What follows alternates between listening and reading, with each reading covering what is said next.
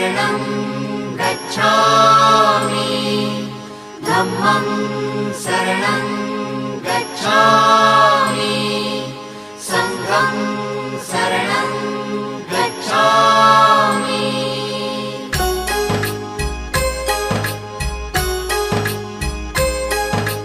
बुद्धं शरणं गच्छामि